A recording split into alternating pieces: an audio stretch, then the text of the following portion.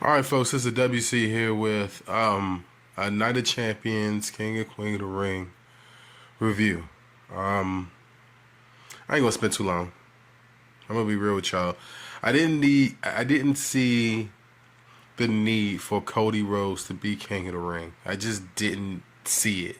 I didn't understand it. I didn't like it. But they're doing it to tell a story of redemption, a quick story of redemption. And I guess, I mean, who are they telling the story for? Are they telling the story so The Rock can show back up? Are they telling the story so The Rock can show back up into this? Because if they're telling the story for The Rock to show back up into it, then I guess I'm okay, right? If this leads to Cody turning heel, which is what I've been telling y'all for forever, that this guy was a heel, like, so be it. I heard some wrestling fed or some people on YouTube saying the worst thing that could happen was Cody Rhodes being a heel. They're not watching the product enough. All right, the product is missing a real heel. Cena is not the heel that the company needs right now. He is not the guy, bro. He is a PLE heel, where he shows up and wrestles on PLEs. I'll get to Cena in a second, but I just wanted to make sure that people understood that if this is leading to Cody eventually turning heel, so be it. It needs to happen. So be it. So be it. It needs to happen. Okay? All right, great. I'm not going to spend too much time on Cody Rhodes winning something else that he probably doesn't need at this point. He doesn't need to be the king of the ring. Okay? Cody doesn't need to be king of the ring. Carmelo Hayes needs to be king of the ring. Braun Breaker needs to be king of the ring. Matter of fact, Braun don't even really need it. Carmelo Hayes needs it. Just like he needed the Andre the Giant Battle Royal, but they've done nothing with. They've done nothing with him winning that. So, but I'm just giving it as an example of people of guys that need it. That's just one guy. All right, I could have named off a bunch of different guys, but it's clear as day that they're not doing what they're supposed to do with tournaments like this. All right. Now, looking at Randy Orton's face, I think that's the real story here. Randy Orton and what he's going to do, if he does anything to stop Cody Rhodes from winning the championship, or if he turns on Cody Rhodes and he's his first feud after he wins the championship, okay, fine. I mean, I don't think I'm against any of that. Orton is good at his role. Now, we've seen Orton as the champion, and, like, do people really want to see that? Like, I mean, Orton is like a career heel. Like that's what he does best. Is that not what Orton does best? Is be a heel? That's what he does best. So let him do what he does best. All right. Rhea Ripley beats Raquel Rodriguez in a street fight. I think that Roxanne Perez got involved into this, and then Michael Cole set a line in the middle of it saying that Roxanne deserves to be in the trash, or most people think that her is trash or something like that. It was off-putting. It was not good. Roxanne is not trash. Like, she's just not that. It was just a bad line. Rhea Ripley gets a win that she probably didn't necessarily need, but then again, she has been eating poo over the last dozen months. Since last year's SummerSlam, she's been on like a massive irrelevant streak. Well, that she had that little run as a champion at the beginning of the year, on that Monday Night Raw where they gave her the championship, and then something happened before WrestleMania, and then it is what it is. They did that to get Io Sky into the picture, between her and Bianca Belair. But I mean, it's an okay win for Rhea. I mean, what does it really do? Does this catapult her into a championship match? It probably does, based on WWE logic. I mean, they came out in the bodysuits, and then Roxanne came in, and I was like, yo, it's just like they were all wearing all black, so it was hard to decipher between who was who and what was what. Raquel took a big bump at the end of the match. Like, she deserves all credit. I don't think that Raquel gets as much credit as she deserves as being a female professional wrestler. She's very sound. She looks very safe. She took the bump. Looked like it hurt her. It looked like she got winded after that. but I haven't heard any reports of her being injured, so she's okay.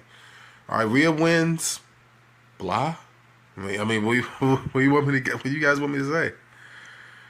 Sami Zayn beats Karrion Kross. I don't want to spend too long on this. I'm not one of these fanboys of Karrion Kross. Okay, so I'm not one of these guys where it's like, oh, Karrion Kross, they don't give guys a chance. Oh, him and Scarlett. Oh. Karrion Kross can talk. Yeah, he can wrestle too. But it's just something. It's something. It's the creative there, man. The creative there just don't like him. It's the same thing with Austin Theory. Remember Austin Theory? Yeah. Remember him? Like, good grief. Like they just don't like these guys, man. And sometimes it's go away heat. Sami Zayn did, like, he was calling out shots in the corner. He was called slap me. He was saying slap me in the corner. I don't know if they're going to give the Royal Rumble to Sami. It's going to be in Riyadh next year. It looks like the writing's on the wall that Sami's going to win the Royal Rumble next year in Riyadh. Like, it just looks like they're going to do that.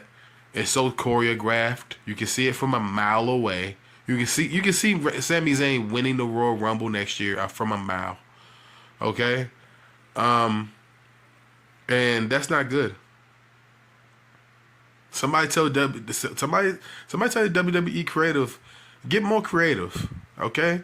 We can see that Sami's going to win the Royal Rumble a year from now. We know. We understand. We understand that he's like slated to win that match. All right? If you're a betting man, bet that Sami Zayn going to win the Royal Rumble in Riyadh next year, okay? Just go ahead and bet it. It's a safe bet. All right? There's nothing against Sami, okay? It's nothing against Sami. It's just, bruh. You know what I'm saying? It's like that. It's like that with the booking of this show. And, you know, Sami's more so on the bruh side of it. Or the booking of this show. Man, I'm gonna be real with you. Is this Hekaloa? I don't know who. I'm gonna tell y'all, like, if I butchered that man's name, I don't know. There's so many Samoans, bro. There's so many Samoans in the WWE right now to the point where I can't even keep track. Is this Hikaleo? Hikaleo? If I butchered that man's name, I'm sorry. But this guy's a monster. He's a monster, bro. He's a monster. Now you can see why they let Braun Strowman go. Like, why? Like, good grief. Like, I mean, how many monsters? I know they got almost on the roster, but this guy is a monster. And it's like, I don't know. Here's something I wanted. Okay, footnote here. Solo wins the championship. That's crazy to say that's a footnote here. He's the real story here. Okay? It's just, this is another Samoa powerhouse, bro. This dude right here. This is not Jacob Fatu. He's not Jacob Fatu. But this guy right here can hit his moves, bro. This is just another guy in a long lineage that, man, if they play this guy right, like, he could be a really big star if they can play this guy right. You can say that about a bunch of guys. But footnote here, Solo wins the championship, his first championship. I hate to say that it's a footnote because this is Solo's championship, or Solo wins a solo championship, or individual championship, or championship at all for the most part for Solo. I think he'll be a good United States champion, a mid-card champion. He's got a big stable now. I mean, his stable's big now. They're all big. You got JC there, and I think I don't want to mess it up, man. One of the Tongans came back, bro. Another one of the Tongans came back. Look at how tall he is over everybody else. He just dwarfs everybody here. I mean, it's crazy, bro. And I wanted to bring up this real quick because this is like a dynamic that I wanted to explore real quick. I don't want to take too long, but I just want to mention it. Do you guys think that Solo's version of the Bloodline flamed out too early? I think it did. Because if they were going to add in JC, and I'll just call him High C. I'll call him High C because he's tall. But, like, listen. if they were gonna bring in these guys, man, and then you got the other Tongan that's on the shelf right now, hurt. Like they've got a whole little group there, man. Like that's like I don't know if they're setting it up for War Games later on this year. I don't know if they're doing that, but it looked like they're setting up something. I don't know. I don't know. I don't know if Jacob is going to call on the OTC and everybody. I don't know if they're going to run it back. I don't think they might. They just might. I don't know. But I really do think that they stopped the bloodline with Solo being the tribal chief too soon. I think that they jumped the gun with it, and you can see with him adding in new members to his group. His group don't even got a name. All right, he doesn't have the Olafala or nothing. So it's. I think they pulled the trigger on the group being, the Bloodline 2.0. I think that they pulled the trigger on ending that group too soon. Let me move on.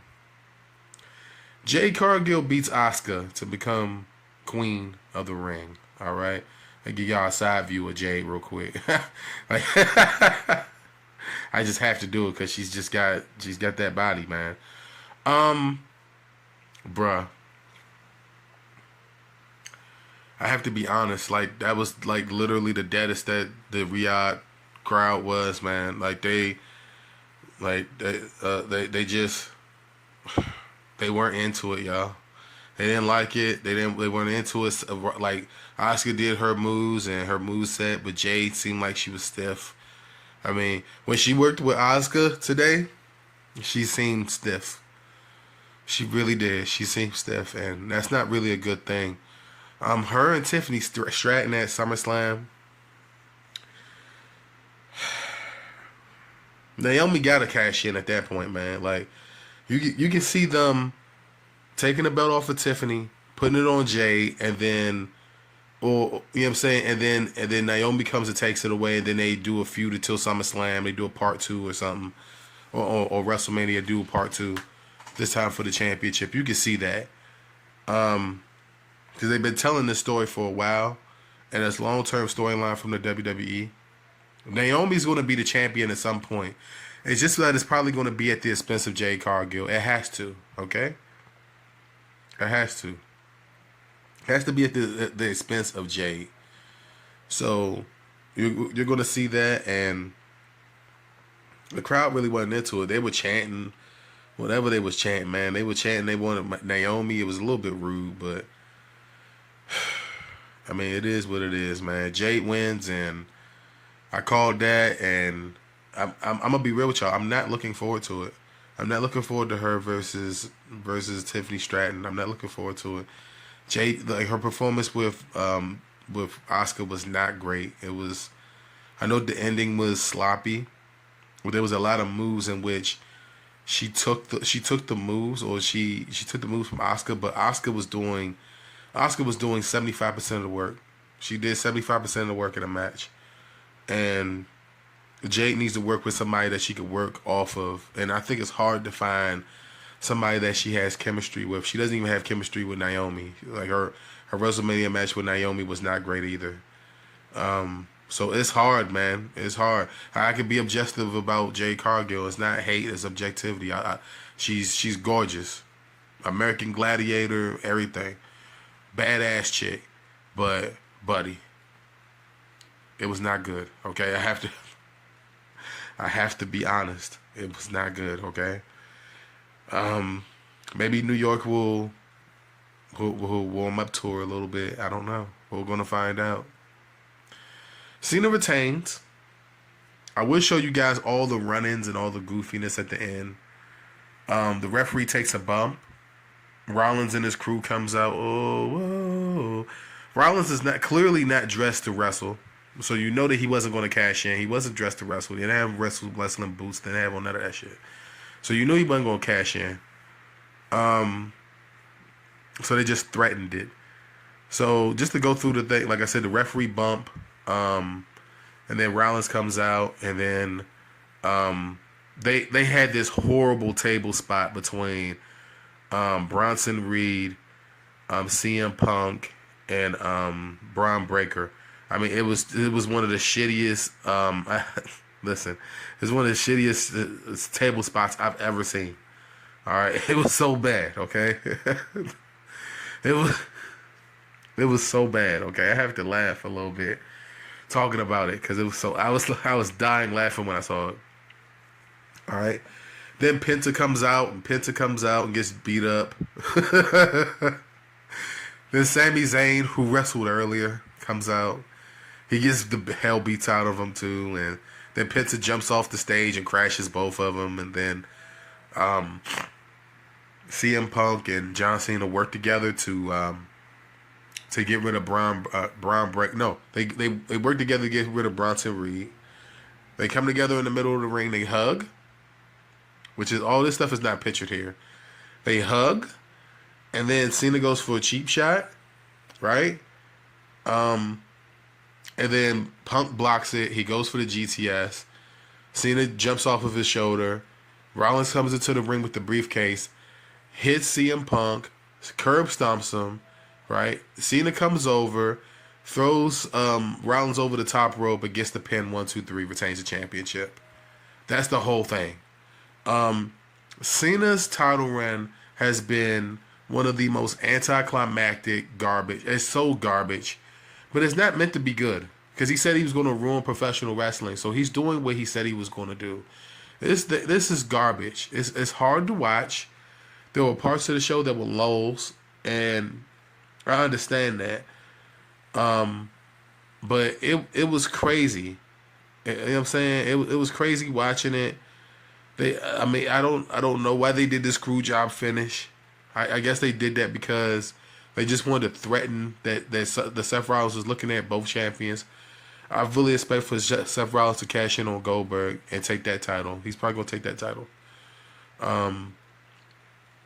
Overall, this pay-per-view from a scale from 1 to 10 is a 6.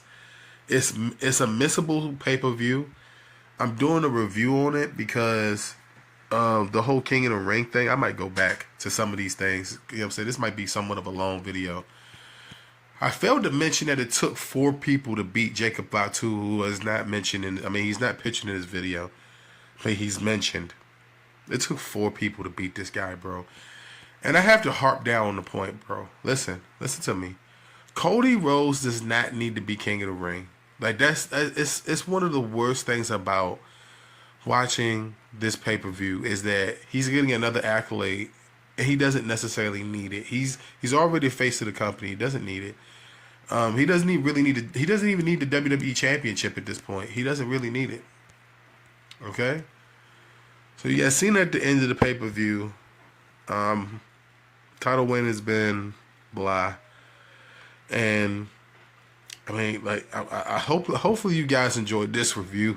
My voice is a little raspy. It's just so unfortunate, man, the way that they're booking the show. I mean, nothing major was supposed to happen at this show. The only thing that changed at the show was title that changed was Solo. I think that was a whole weekend. No, Julia won the U.S. championship, so they changed the U.S. championships overseas.